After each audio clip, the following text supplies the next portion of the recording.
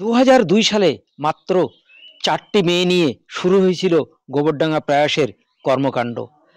আজ প্রায় 50টি মেয়ে তারা কিন্তু এই প্রয়াস থেকে পড়াশুনো করার পর তারা আজ যথেষ্ট স্বাবলম্বী হচ্ছেন। এই প্রয়াস থেকে যে সমস্ত মেয়েরা পড়াশুনো করছে তাদের অনেকের বাবা নেই, আবার অনেকের মা নেই, অনেকের আবার পরিবারের কেউই নেই।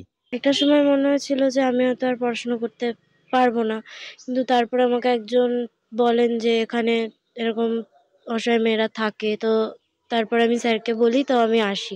এখন আমি এখানে দু বছর ধরে আমি এখানে 11-12 পড়েছি, আর এখন আমার মনে হয় যে হ্যাঁ আমি এগিয়ে যেতে পারবো, আর এরা আমাকে আরও আমাকে 12 অবধিও সাহায্য করেছে আর আরও সাহায্য করবে। আমার মা কাজ করতো তামিলনাড়ুতে, ওখান থেকে একজনের সাথে যোগাযোগ হওয়ার পরে তার মেয়ে এখানে পড়তো, সেখান থেকে ওই আন্টিটার সঙ্গে যোগাযোগ হওয়ায় আমি এই হোস্টেলে পড়ি।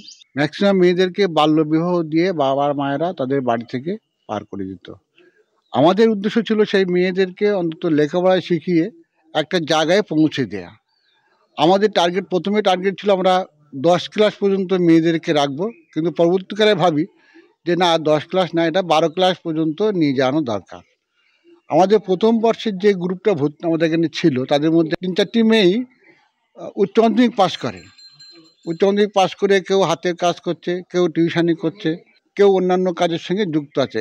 ওভারঅল যেটা আমরা চেয়েছি, অল্প বয়সে মেয়েদেরকে বিয়ে না দিয়ে তাদের যদি একটু স্বাবলম্বী করে তোলা যায়, শিক্ষা দীক্ষায় যদি একটু এগিয়ে নেওয়া যায়, তাহলে তার ঘরের সন্তান আদি অন্তত তার সে লেখাপড়ার গুরুত্বটা সেই মেয়েটি সেই মাটি বুঝবে আর কি। আমার শহর গোবরডাঙ্গা থেকে দেবাশিস মণ্ডলের রিপোর্ট, কলকাতা টিভি।